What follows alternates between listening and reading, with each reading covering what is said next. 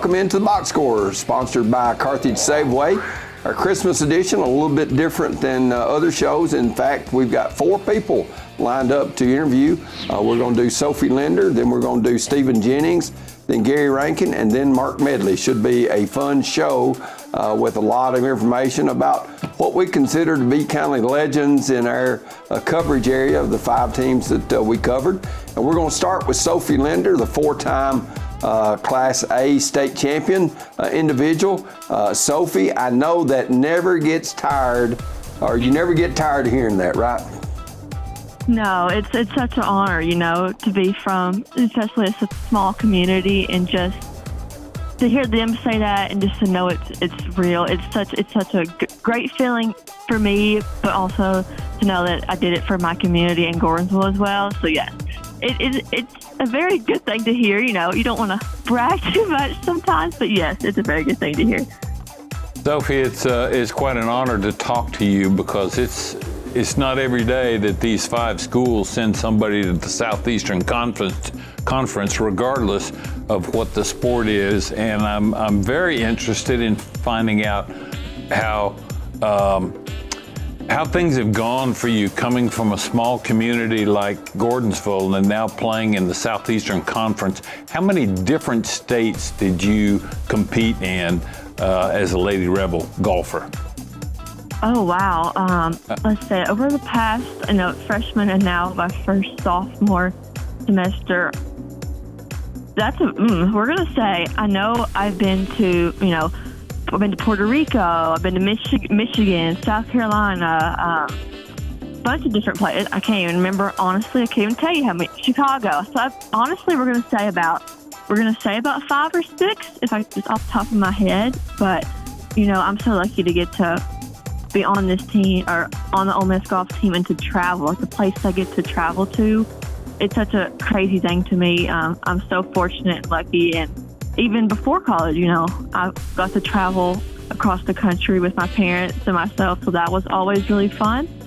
But I'd say the traveling part of college golf is one of the most fun parts. Well, I would imagine. You mentioned Puerto Rico. Did you have to get a passport in order to go there, and you and the rest of your teammates? Luckily not. It's a U.S. territory, so luckily I did not have to, because I had never had one.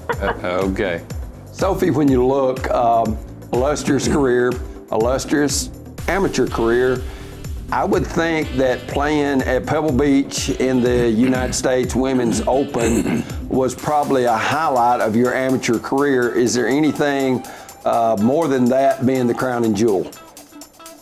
Yes. To have that opportunity to play in the U.S. Open, Women's Open, especially at Pebble Beach, which is such a historic venue for golf. I mean, after I qualified for that year for the Women's Open, my dad's always dreamed of going to Pebble just to go. And for me and him both, it was a dream come true just to go to Pebble and then to be there and experience what I experienced at that tournament, with playing with some practicing with pros and just seeing all the pros practice and get ready for that type of event. It was definitely the highlight of my amateur career. I played in some great events across the country from U.S. Women's amateur events. Those have been some great events, and the U.S. Open, and some local Tennessee amateur events that have helped me shape to where I am now. But I would definitely say Pebble, it's going to be very hard to beat that experience.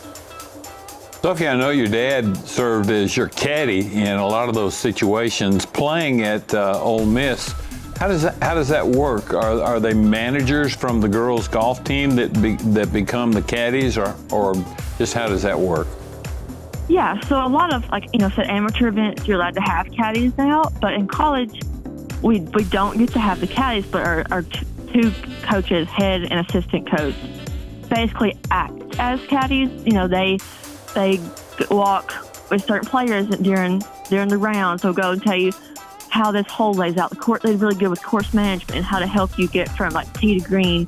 So it's the same idea as caddy, but you don't have them with you all the time. But my 2 coaches, Coach Corey and Coach Zach at Ole Miss, are great. I always enjoy them walking with me during the rounds. They are always so positive and never let you get down, and know they know a lot about golf and the course management and how to get around the golf course. So it's kind of the same, same idea as a caddy. Going from my dad to them, my dad's always been great. He knows my game so well. He knows how to keep me calm and everything. But going from them to coaches, the coaches learn you. So like both my coaches have been great on the golf course for me. Sophie, when you look, let's go through a little bit how many matches you have in a season. I know there's several events that I've seen you on the Golf Channel participate in, where there's maybe several Southeastern Conference schools that are at a big event. And when I say a big event, where you've got 15 or 20 college golf teams there, a lot of times for the men and the women. But tell us about how many matches you have. Of course, now with the addition of Texas and Oklahoma into the Southeastern Conference, there's 15 other golf teams, I'm assuming, in the Southeastern Conference besides y'all. So I guess you don't get to play everybody on a match-per-match basis and tangle with all of those teams. Yes, so we play 4 events in the fall, and then you have your break and you start spring season, and you have 5 events, plus you have your regionals, your SECs, and then regionals and then nationals. So you don't see every SEC team throughout the whole season until SEC. So we definitely see a majority of them. There'll be a few that you don't see at every tournament, but then you get to SECs, then all 16 teams now are there. So it is very competitive. I've only played in one, but the one I played in, it's almost a different type of competition than just the normal events in the year. We play some great events with some great competition and great teams throughout the season before SEC. But once you get to SEC, it's like, oh, it's on. It's a very different type of feel. So with the addition of Texas and Oklahoma, who have two great golf programs as well, so it got more competitive. So I'm very lucky to be able to compete in this conference and have this type of competition to learn from and to help me, improve and get better. Sophie, I feel like I could ask you questions all afternoon about what things have been, what kind of things you've had to go through. This is kind of a 2-part question. Were there a lot of things that you had to get used to that maybe didn't necessarily come into play as a high school golfer? And which one was the most difficult for you to adjust to? Yeah, it's, going from high school to college, it is a big jump. For me, I feel like balancing the school and the golf was the hardest part in the first semester. You have to honestly be organized and have plans and know kind of what's going on and how to manage your time. And for me, that was honestly the hardest part. And I would even call myself, I'm normally a very organized person. I have plans. So even going from my personality to that, it was still hard. So I say that's the biggest thing. And then another thing is our qualifying, how we get qualify into tournaments was tough, because when you qualify, you're competing within your team. And it's a very weird feeling, because you want to beat the people on your team to be able to go to play in tournaments. So it was a very hard feeling for me to get used to, over the nervousness and we're all going to compete against each other. So that was probably the hardest thing. For me, it's got a lot easier now, even though you're still trying to beat, your teammates, because you want to, get into all these tournaments and play so bad. So I would say those were 2 of the toughest for me. Looking at Ole Miss, very successful, Sophie, before you got down there. They were national champions one year. And I know with the Southeastern Conference being as tough as it is, not only in golf, but football and all the other sports, especially in basketball, men's basketball that we see right now, for y'all to climb the ladder and get back to be Southeastern Conference champions or a semifinalist or a finalist is a big hill to climb. Yes, my head coach, Coach Corey Hinkes, when she took over the program, she would tell you that they were not even close where we are now, where they should be. And she has done an amazing job with this program and just building it up to where it is now. And yes, they won nationals in 2021. And, ever since we would call ourselves, one of the hopefully top programs in the SEC. So just to see the climb, and, I think on our team that we work very hard and we want to be the best. So just to see the improvement of what she's done over the past years that she's been there was something to me too, that I'm like, to see the improvement that she's done, and she's continued to build at Ole Miss. It was something that was really cool to see, and that I definitely wanted to be a part of. Sophie, you mentioned how difficult it's been to arrange your schedule, if you will. And I dare say any athlete at a Power 5 school is going to travel from one coast to the other.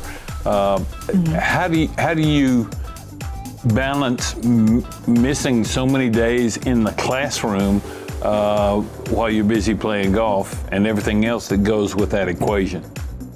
Yes, it's hard because as golfers, we miss more like, we'll travel for 5 or 6 days sometimes, and sometimes that's, 2 days of class, 3 days of class, maybe even 4. So, I guess some other sports maybe don't miss as much as some golfers do. So it's very hard, You have to make pretty good, decent friends with your, professors, let them know everything that's happening, and sometimes they're not, and sometimes they're not. So you just have to work with what you're given. And it's very hard because when you travel, you don't want to be doing school while you're at tournaments. You just don't want to do it. Your mind's not there.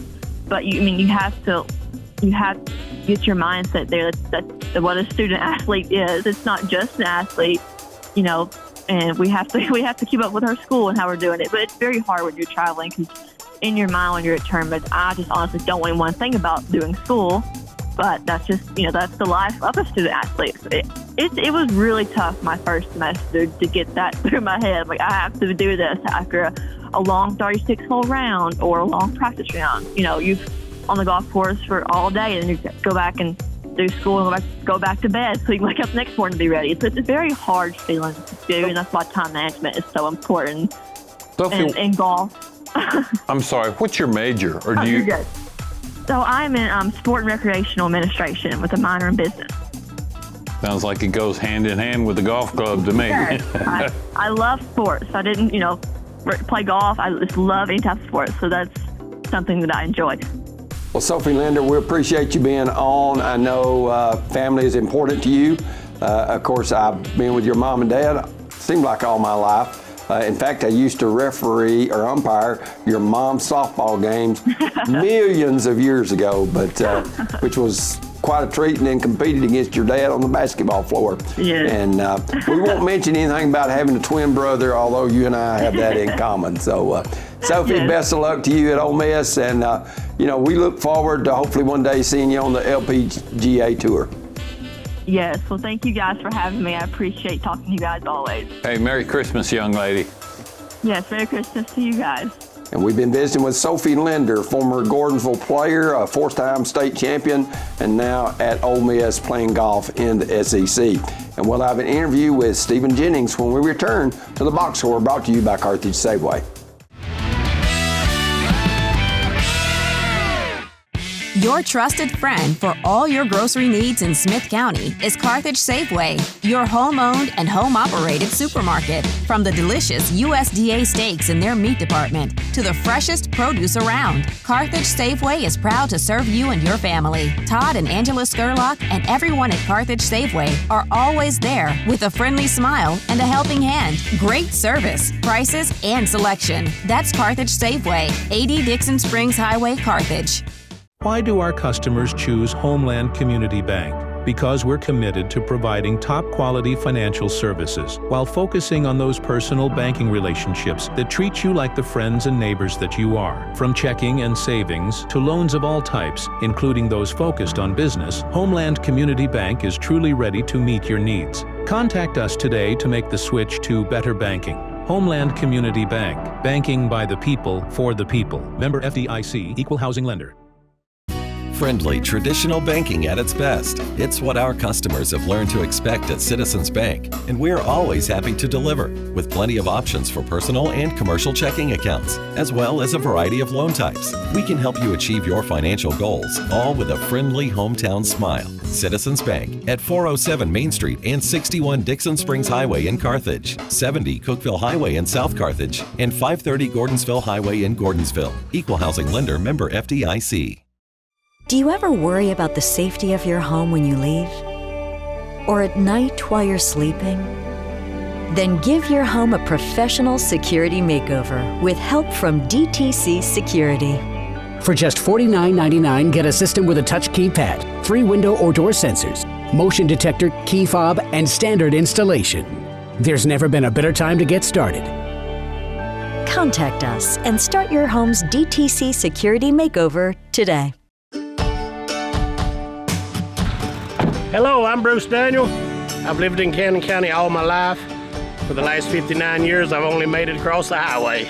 I married my wife, Melody, in 1981. We hauled our first load of freight in 1983 with 1 truck and a couple old barred trailers. We found a way to make it. Our employees are the backbone of our company. Some of our team members have been with us for more than 30 years.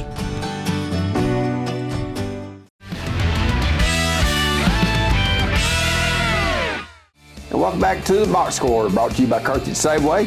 We have our second of 4 interviews. This one's going to be with Stephen Jennings, a Brush Creek native and a former DeKalb County player, and now with the Texas Rangers organization in Class AAA. And Stephen, you're pretty important, but I don't know that Cullen Tate, which is your son, doesn't get the cake at the Jennings house of being the best or favorite Jennings. You're not wrong, Terry. He, after you have a kid, you slide down real far on the totem pole. Now I've got one, and then my sister's got one, so I fell way, way, way down there toward the bottom.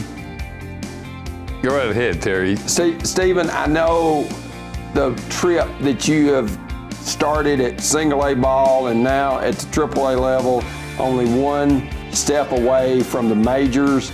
I know you're excited about that. I know you're excited about having Chelsea and Cullen go with you to Texas and be with you while you're there during the season. Although we love it when he comes back. Stephen's mother-in-law works across the hall from me, and when Cullen Tate comes, he gets the red carpet rolled out, as it should be. But how special is it to have your family with you on this journey?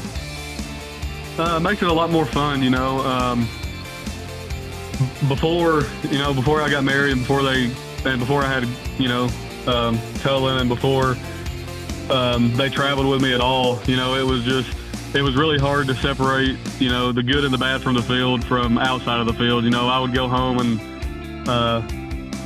still kind of stew in, whatever disappointment maybe, or whatever it was from the field, however I threw, But, having them there, it made it a whole lot more special, just because, once I left the field for the night, it was like I left baseball at the field. So it was just easier to separate work and not work. I was just able to leave it at the field. Whenever I went home, it was fun to spend time with my wife and my son. And, didn't really think about baseball again until the next day. So it just made it a whole lot more enjoyable, just not having to think about just the negative effects of baseball all the time. Stephen, tell us what the roadmap was like after you left DeKalb County High School, as you progressed from one league to another, from one team to another, to where you finally are now. Was that a lot of different changes, or did you move up fairly quick? It was a lot of different changes. I went from, obviously here in Brush Creek, and then I flew down to Florida, and then I've played in Florida, Bristol, Tennessee, Greensboro, North Carolina, Altoona, Pennsylvania, Somerset, New Jersey, and then right outside of Dallas, Texas, and then now right outside of Austin. So I basically saw everywhere on the East Coast, and now being with the Rangers for last year, and then going into this year, I've actually got to see more toward the West Coast a little bit, because this year in Round Rock we flew from Texas, then we saw Vegas, Reno, Albuquerque, Tacoma, Washington. So, now I'm finally expanding my horizons a little bit and seeing the West Coast and not just the East Coast. Stephen, your team very successful, of course, with MILB. We're able to see you pitch, and of course you don't know all the time that you're going to pitch, but it's been enjoyable to get to see that and see you perform at that level. And some of the crowds that y'all perform in front of are pretty substantial for minor league baseball. Yeah, definitely. The Rangers AA and AAA being right there outside of Arlington, where the big league team's at.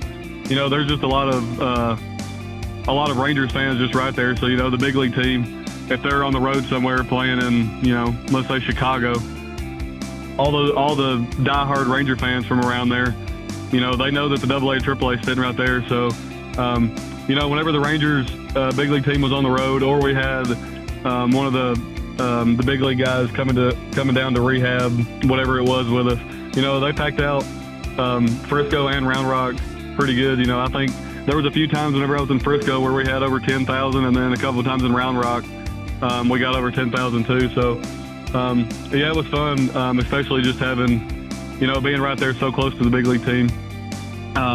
Just a lot of diehard Rangers fans right around that area would come to watch if they had nothing else to do.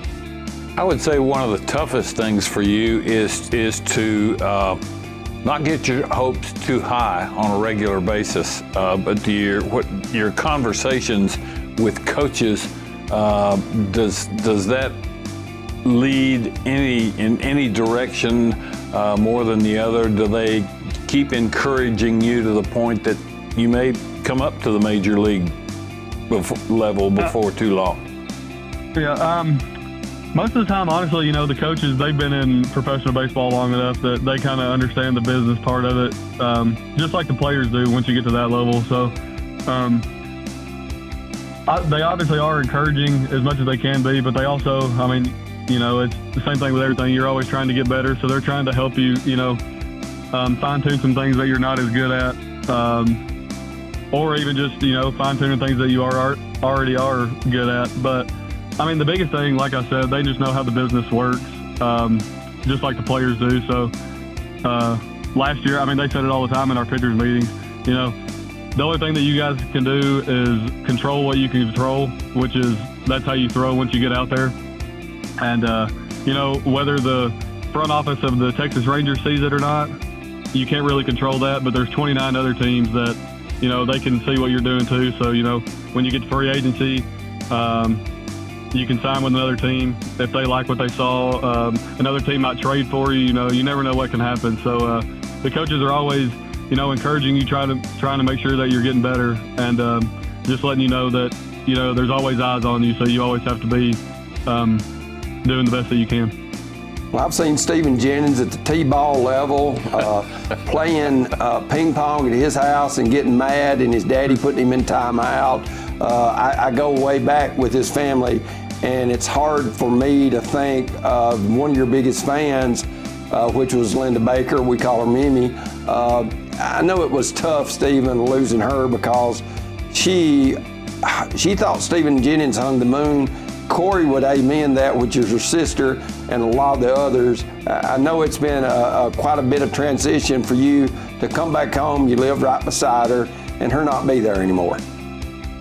Yeah, it was definitely different. Back in May, which we knew that she was, not doing so well.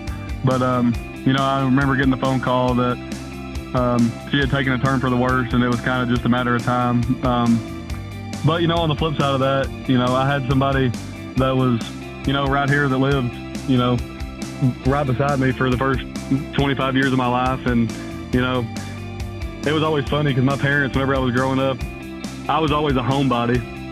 And, my parents would say they were going to go somewhere, and I'd be like, well, I'll just stay with Mimi. And so, it felt like for a long time I spent more time at Mimi's house than I did my own house. But, I wouldn't trade that for the world. I was, blessed to have somebody in my life like that, especially being my grandmother. So, it's definitely different being home now, just because, like you said, we live right here beside her. And, it's different not being able to just walk across the yard and walk into her house and, say, hey, just do whatever. But, I definitely felt blessed to have somebody in my life like that. Stephen, I've always wondered my whole adult life when I'm watching baseball, the signals from the pitcher to the catcher, back and forth, what percentage of every pitch that you throw is what you wanted to throw over what the catcher wanted to receive? Most of the time the catcher, obviously, they're out there to kind of keep all the pitchers within the guardrails, you know what I'm saying? But, as a reliever especially, sometimes I don't go in the game till like the 7th, 8th inning. So the whole lineup has had, 2, 3, maybe even 4 at-bats at this point. So the catcher's seen, these 2, 3, maybe 4 times through the lineup, kind of what's worked and what hasn't worked. So, I might get out there and sometimes, he puts down fastball, and I don't really want to throw a fastball in that situation, but I shake and he puts fastball down again. That's kind of their way of telling you, hey, this guy hasn't really handled fastballs well today or whatever the case may be, and this is what we need to go with. But, sometimes the catchers can get in their own way with that a little bit too, because if you keep trying to get a guy out the same way over and over and over again, eventually guys in AAA are good enough. They're going to make adjustments, so you have to, try to get them out another way. So, overall, I would say, probably 90+% of the time the pitcher throws what they're going to be convicted in and what they think is going to work. But, there is like probably a less than 10% of the time where the catcher just says, hey, you need to trust what I've seen all day and just throw what I'm putting down. Stephen, you had to deal with an injury this year for maybe the first time in your career, anything that was serious. I guess you're over that now and ready to go back in spring training come February, I guess.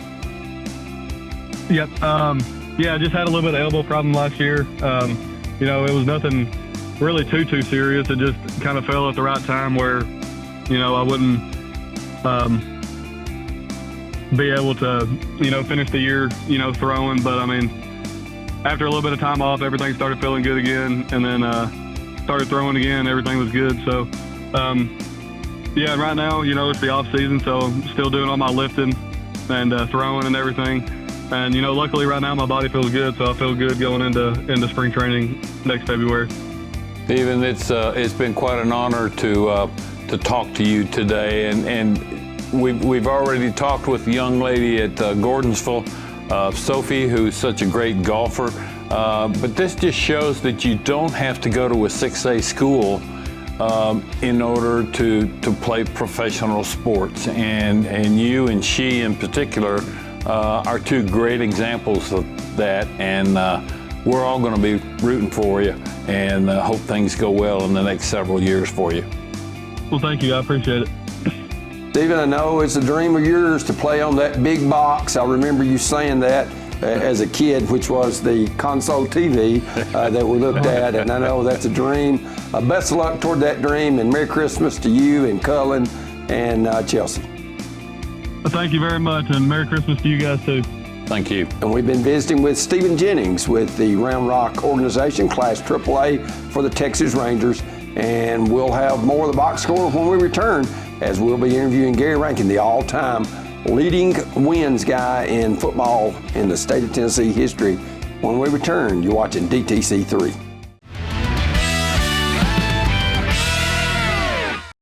Friendly, traditional banking at its best. It's what our customers have learned to expect at Citizens Bank, and we're always happy to deliver, with plenty of options for personal and commercial checking accounts, as well as a variety of loan types. We can help you achieve your financial goals, all with a friendly hometown smile. Citizens Bank at 407 Main Street and 61 Dixon Springs Highway in Carthage, 70 Cookeville Highway in South Carthage, and 530 Gordonsville Highway in Gordonsville. Equal housing lender, member FDIC.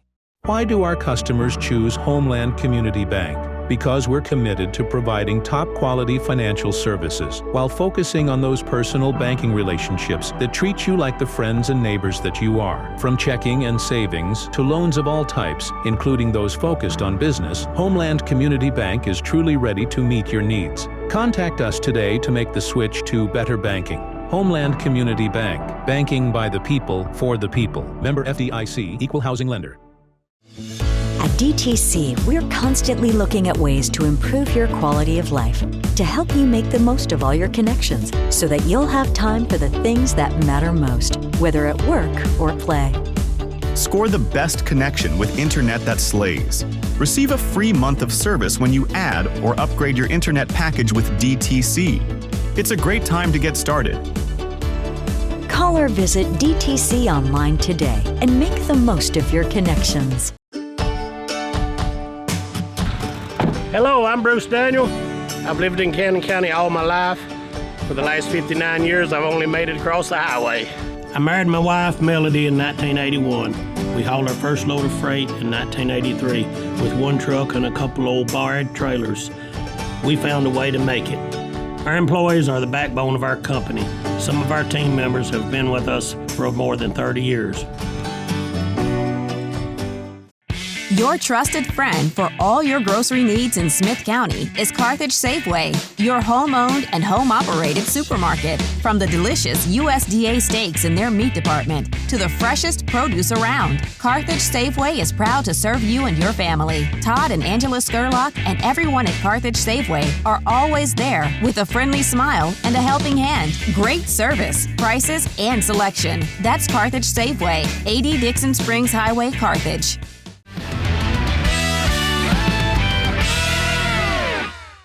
And welcome back into the Box Score Christmas edition, third interview on tap, and that's Gary Rankin, the all-time winningest coach in state history in football wins, standing at, if I remember right, Murphy, 499. That's it. Which he amassed at Smith County, then at Murfreesboro Riverdale, then at Alcoa, and now at Boyd Buchanan. Coach Rankin, appreciate you taking time to visit with us. Oh, I appreciate y'all having me. Thanks a lot. Go ahead, Murph. Well, I was just going to ask about your schedule for this year. I say this tongue-in-cheek. Are you going to play Macaulay? No, we won't play Macaulay. We have no reason to. It's a lose situation for us, and I don't know what the Eagles somebody was thinking when they did that.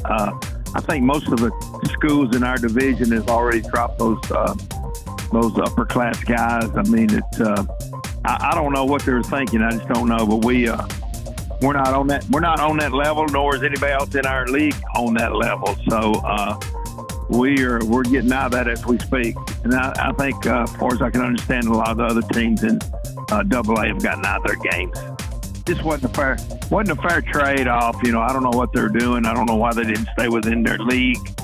They had Christian Brothers and Briarcrest and MUS, and they had some teams they could have played, I guess, but for some reason they thought the 2A team should play them, and it's just not even ground, Murphy, at all. No, not at all. And there's not a lot of teams, Oakland, Ravenwood, Houston included, that are on the same scale as Baylor and Macaulay and Brentwood Academy. It's just they hadn't. You look at the schedule, none of those teams have been on there for the last few years. So Baylor and Macaulay have separated herself from a lot of people with the way that they're approaching things. And I'm not bashing either one of those schools. They're great schools. But if you're going to, you're going to bring kids in nationally from different places, you got to expect you're going to have to travel some to play games. Coach, when you look at Boyd Buchanan this year, I know you had a good year. You were undefeated till the last game of the playoffs where you played, I think it was CPA. Coach, I know that as you are building there, CPA is kind of a juggernaut in private school. I know they have a lot of Division I athletes that they sign every year. How do you feel like progression has gone since you got to Boyd Buchanan? Oh, it's been good. I mean, we've lost 6 games in 3 years, and 3 of them have been to CPA. So, they've been the class of that division for, probably 12, 14 years, I guess. Played them a couple times at Alcoa. Had some success against them, but they've actually just sort of dominated that 2A league in the privates. And, they got great players. They're very, very well coached. They got some momentum going in their program, just a lot of pride. And, they've just done a great job. And, they're the one school that's moving up in the bigger division because of the rate of success or whatever that formula was. But Ingham Martins, I think, is one of the best coaches in the state. Do a great job with their program, and it's shown the last 10 or 12 years. Gary, I've said to a lot of different people that they don't know Gary Rankin like most people know, like family members know Gary Rankin. And I don't necessarily want to delve into your personal life, but I know you're quite the family guy. One of the best pictures that I have ever seen of Gary Rankin, he's in a canoe with his grandson, and the grandson's the one that's doing the rowing the boat, so to speak. Family's pretty important to you, isn't it, Gary?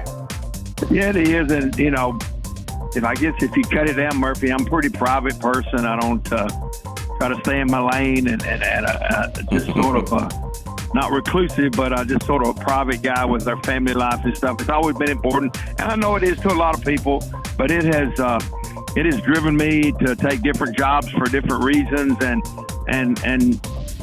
it's made me turn down jobs for different reasons. So I've been fortunate. I got a good wife, got good kids. They're all pretty successful in what they do and what they're doing. So, I feel like I'm a pretty lucky man. And I want to butt in here just a little bit, because on the tail of what you just talked about, what made you decide to be a high school coach instead of maybe pursue the college road? Well, at the time when I first got out of college, I went to Warren County. Really just didn't really know. Knew I wanted to work around kids. I didn't necessarily know that it was a football coach or something, but I knew I enjoyed working around kids and being around people, and got down there and got into football, and it sort of got in my blood. And I didn't leave college thinking that it was exactly what. Basically, I was needing a job. I was needing a paycheck. I was getting out on my own, and I'd had some guys that had played football with me at UT that were working in Warren County, and one of them called and said they had an opening. And at that time, it was pretty hard to get in, actually. Now you can walk into coaching jobs just about anywhere you want to, but back 35, 40 years ago, it was hard to get a coaching job. So I felt pretty fortunate coming right out of college to be able to step in and coach at Warren County. And then I left there after 5 or 6 years to come to Smith County, and basically because my mom and dad are getting a little older, and I had been away for 5 years of college and 6 years of Warren County, so I hadn't really been around them in 10 or 12 years. So I thought it was a good chance to get around my family. That was the first drawing point, and I just had some feelings for my school, which just fell on hard times. At that time, they had the longest losing streak in the state, I believe, 0-18. So there was a couple different reasons, but I left there really to go to Riverdale, and what left from Riverdale to go to Alcoa because of family. So and then I certainly came to Boyd because of family. So I've sort of let that dictate some of my moves and so forth, and it just worked out good.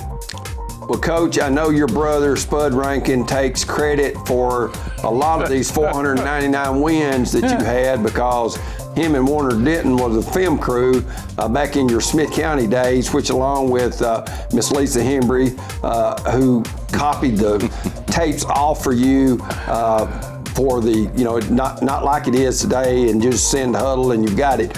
But those three, how instrumental have they been in these 499 wins, with my tongue in cheek?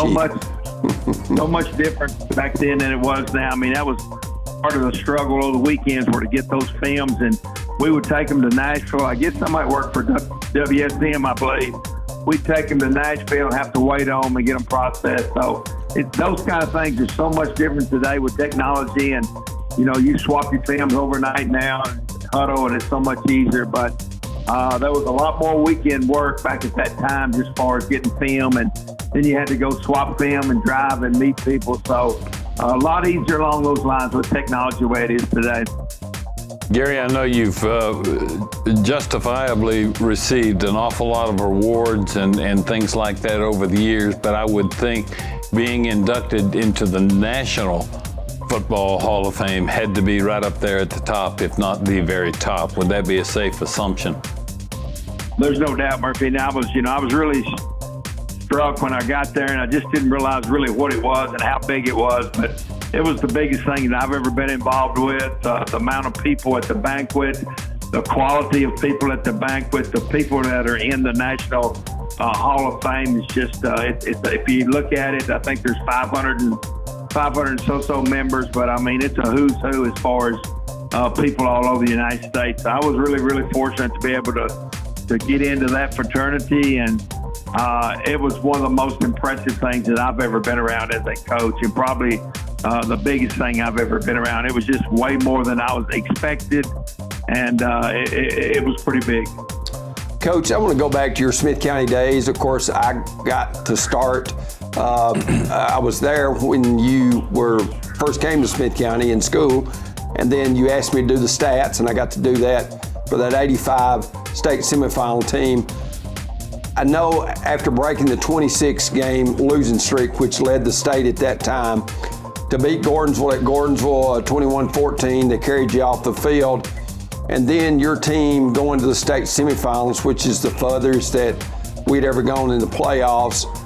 How much did that vault your program in Smith County and then on at Riverdale to the success that maybe you have now? Well, there's no doubt that, you know, when the Riverdale job came open, I think there was 176 applications. Oh my gosh. It was just a phenomenal, and it was really a little strange the way it all came down. Jimmy Earl, I know y'all know that name, from MTSU, and a couple of guys from MTSU. I think some of them were officiated games, and somehow, and I'm not sure which one it was, but some official sort of stuck my name in Hewlin Watson's ear. And that's sort of how I got in over there. I guess when I interviewed, I must have done a good job because I got the job. At that time, they were okay. It was one of the bigger schools in the state. They had never been past the second round of the playoffs. Jimmy Maynard was part of that equation because he called me one night and said that I ought to go after that Riverdale job. And I more or less told him I didn't think I could get it. There were so many applicants. And he told me on the phone that night that he thought the potential was really, really, really high at that place. And I trusted what Jimmy said, and somehow wiggled my way in there and got that job and hired Jimmy the first year. So he certainly had a lot to do with us getting the Riverdale program started. We had a pretty rough first year, but the second year I think we were 10-2 and got into playoffs. Just sort of, I guess 14, 15 years after that, averaged 12 or more wins. So it turned into a great program and probably was one of the better programs in the state at that time. And we were able to carry on that consistency there for probably about 16 years. Gary, I was at that Smith County Unicoi County game, and the one and only Louis Thompson was the head coach on the other side of the field. I thought maybe that was the first time that you and he had a chance to get to know each other, but you talk like when I mentioned that to you several years ago, that you and Louis go back much, much farther than that game in Unicoi County. Funny you brought his name up, Murph. He just called me yesterday, and we still talk probably once a month and stuff. And Louis was one guy that I looked up to in his profession, the way he handled himself, the way he did things. And back when I was probably in the 6th or 7th grade, Louis Thompson and another Alabama, Louis played at Alabama, started an offensive line for Bear Bryant. Right. He and another Alabama player came into Smith County, and I think one of them was dating my first cousin out of Nashville. And that was the first time I ever met Louis. He was a player. I guess I was in the 6th or 7th grade, and they came into Carthage and spent some time there. And it was sort of strange the way it happened. The next time I saw him and talked to him, he was the head coach at Unicoi County, and we'd have gone up there to play and actually went up there and upset them and beat them. And after that, we got to be good friends. And, he was at Lincoln County, and when I was at Riverdale, we had some tremendous battles with those guys. And, he had one of the best programs in the state at Lincoln County for years and years. But certainly one of the guys that I looked up to when I was coming up in the coaching ranks, and one of my dearest friends today. Well, Coach Rankin, we appreciate you visiting with us. Merry Christmas to you and your family. If Santa Claus comes to see Spud, I've got hope. That's all I know to tell you. So, Merry Christmas, buddy. If he comes to see Spud, he'll be lost. He needs to take another direction. We've been visiting with Gary Rankin, the all-time winningest coach in the state history of Tennessee, and we'll have an interview with Mark Medley when we return to the Box Score, brought to you by Carthage Safeway.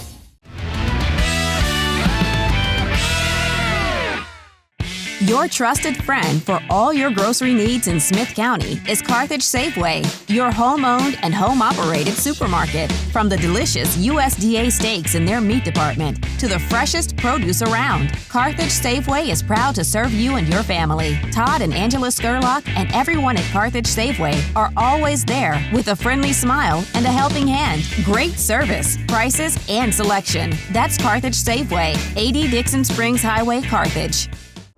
If you're a commercial driver looking for a company to call home, Huff and Puff Trucking is the company for you. Our employees are professional and dedicated individuals that take pride in what they do. We offer an outstanding pay package with a dispatch structure that maximizes your home time. To learn more about a company that knows you by name and treats you like family, call us at 1-800-965-5033 or visit our website at huffpufftrucking.com. Friendly, traditional banking at its best. It's what our customers have learned to expect at Citizens Bank, and we're always happy to deliver, with plenty of options for personal and commercial checking accounts, as well as a variety of loan types. We can help you achieve your financial goals, all with a friendly hometown smile. Citizens Bank at 407 Main Street and 61 Dixon Springs Highway in Carthage, 70 Cookeville Highway in South Carthage, and 530 Gordonsville Highway in Gordonsville. Equal housing lender, member FDIC. Do you ever worry about the safety of your home when you leave? Or at night while you're sleeping? Then give your home a professional security makeover with help from DTC Security. For just $49.99, get a system with a touch keypad, 3 window or door sensors, motion detector, key fob, and standard installation. There's never been a better time to get started. Contact us and start your home's DTC Security Makeover today. Why do our customers choose Homeland Community Bank? Because we're committed to providing top-quality financial services while focusing on those personal banking relationships that treat you like the friends and neighbors that you are. From checking and savings to loans of all types, including those focused on business, Homeland Community Bank is truly ready to meet your needs. Contact us today to make the switch to better banking. Homeland Community Bank. Banking by the people, for the people. Member FDIC, Equal Housing Lender.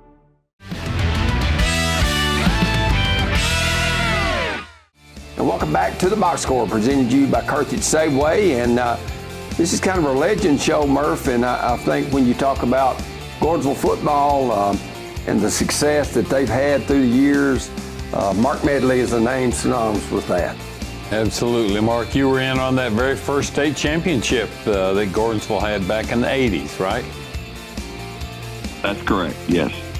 Coach Medley, I know being an athlete there at Smith County and you being over at Gordonsville, some people look at that rivalry a little different than I guess with my dad going to school at Gordonsville for 3 years after being over at Carthage for a year. I've got a lot of friends. Of course, I had a first cousin, Mark, who played for Gordonsville. It's a great rivalry and one that's always fun to be a part of. But as a coach, there is a lot of extra pressure, I'm sure. There is a lot of extra pressure. I've always felt like there's more pressure on the Carthage side of the river than there is on our side due to classification and enrollment. Of course, that's changed now. We're both going to be AA and playing in the same region, so that's pretty much, well, I don't know what equal, but it's close. It's closer than it has been. But I didn't like the game as a coach. You loved it as a player, but as a coach, you knew you had to live with the outcome for a year.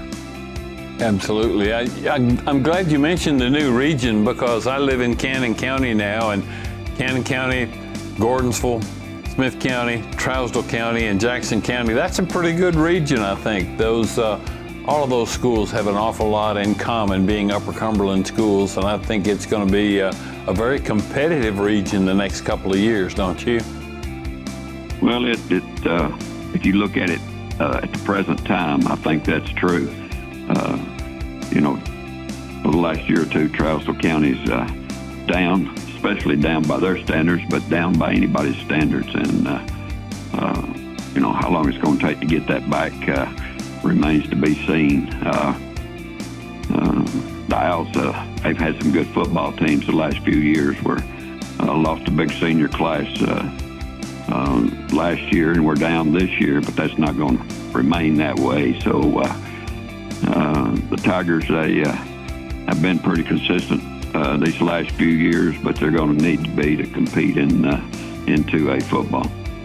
Coach, when you look state runners up and then go back and win it the following year, and of course I know a lot of those guys, they're my age and been friends with them a long time, and Coach, the one thing that I could say about your team was the toughness that they played with, the physicality they played with. you took that on the road with you when you went to Lebanon High School, and I know we had Gary Rankin on earlier, and he was singing your praises as well of where you got that Lebanon program too. I know, being physical in football, that's not the case in today's world. That's not a fun game. It's more 5 wide and spread it out. But I think the physical teams, a lot of times, and you take Macon County, for example, winning the state in 4A this year, they did it by being physical, and your teams were that way as well. Well, thank you. We prided ourselves on doing a good job in the weight room. We felt like we outworked people in January and February. And if you do that, and with the philosophy that we had on defense, we sat in there and read people, and we're 2 gap players, and we told our kids that everybody's keys taking you to the football. And if all 11 are reading the keys, you might block 1 or 2 of us, but hopefully we make you snap it again. And I think a lot of the success we had here at Gordonsville in those years, and then, like you said, at Lebanon, was attributed to the weight room, was attributed to defense and being physical. Coach, the weight room now at Lebanon High School is named in your honor. Congratulations on that. I know that was special for you. Well, it was, and I give Chuck Gentry a lot of credit for that. But Chuck has done a great job there. What he inherited was a dumpster fire, and that's an understatement. But he's reestablished that program, and not only is the football so much better, but he just cares about kids, and he goes the extra mile with them. Sometimes, maybe to his own detriment, but he just won't give up on them hardly, and they leave there better people.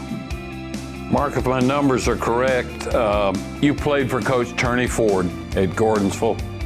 And I consider myself, I didn't play for him, but I knew Coach Ford very well, and I feel very honored to have had that opportunity to do so. He was a very special man. What traits of his coaching do you think maybe rubbed off on you the most? Well, Coach Ford was first of all, he was a disciplinarian. My senior year, we beat Upperman up here 39-7, I think it was. But wow. We had 2 situations in that ball game where we had 2 people ejected. If you came to our practice on Monday, you'd have thought we got beat 39-7. But he's, that's just the way he approached things, and he had the ability, if you were on offense, to make those old linemen think they could block anybody. But he would also had that ability when they were on defense to make them think that nobody could block them. And the game of football is just like the game of life. So much of it is mental, and what you believe and how much you believe it. And he did a great job of instilling in people a belief in themselves. Coach, a pretty good coach in Jackie Kelly that came from Gordonsville, went on to have success at Westmoreland. I know he played back during your time and remained a close friend of yours. Jack Kelly is a close friend of mine, and we grew up together there in Lancaster. His dad was my ride to Little League ball games for 2 years, and like you said, Jack and I, we played football together, we played baseball together, and believe it or not, the first basketball team I was a part of, I was in the 2nd grade and he was in the 1st, and his mother was the coach. We played for Lancaster. So I scored my first point as a 2nd grader. He hit a foul shot one day, but that goes back a long way. But we still talk and we still maintain contact with each other. Mark, Gordonsville's changed a whole lot since I moved to Smith County in the mid-'70s. The high school, especially with that new gymnasium you built, tell us a little bit about that, and maybe what brought its existence into being, and how that's being used at the high school right now. Well, you're talking to the wrong guy. I really don't know how it came to existence, and it now I think is completed. I think one day this week, maybe one of the boys' basketball team went in there for their shoot around, the day of the game, but now it's just now being completed. But with running two schools out of one building like is done here at Gordonsville High School with junior high and high school, and sharing a gym, it'll certainly help with practice time. I was shocked when I pulled into for a football game over there. I guess it was this past season, early in the season. That's where I used to park every time I'd come to a Gordonsville football game, and there was no parking space there anymore. But I know it's a nice addition to the school, and the town of Gordonsville is just on the verge of exploding. I've said for years that one of these days Gordonsville may be bigger than Smith County as far as the schools are concerned, and that appears to be happening. Your location, your nearness to the interstate, and almost every franchised quick eat place is now in Gordonsville. So it's certainly a much different place than it was 40 or 50 years ago. Yes, I remember you guys mentioned 83 and 84. I remember a gentleman that traveled to mid-state. He was a salesman, and he'd tell people everywhere he went that when we won the state championship in 84, we were the only school to ever do that without a traffic light. But now, we do have one there at the interstate, so we can't lay claim to that anymore. Oh, I understand. Coach, how special is it for you now to see your grandkids playing? I know Cruz, the oldest one, is on the Tiger football team and basketball team. It's got to be pretty special. Well, it is special. You want to see young people involved in something constructive that requires them to work. It requires them to learn to get along with people. Hopefully they're coachable, which means if they're coachable, then they've got to learn to listen. And so it is, I do appreciate that. And when you have blood in the game, you look at it a little different. And whether Cruz is playing or Isabella's playing junior high basketball as well, and it just makes it mean a little bit more when you're watching. Well, Coach Mark Medley, appreciate you visiting with us. Best of luck. I know Christmas coming up. You get to have those grandbabies on Medley Mountain, and it's going to be a special time. Tell Miss Candace we said hello. Thank you guys so much. Appreciate both of you. Thanks a lot of you, Mark. Have a great Christmas, buddy. We've been visiting Mark. Thank you, Murphy. We've been visiting with Mark Medley, former Gordonsville and Lebanon coach. And that'll do it for the box score for a Christmas edition. For Justin Malden and Murphy Fair, I'm Terry Collins. Good night on the box score. Ho, ho, ho.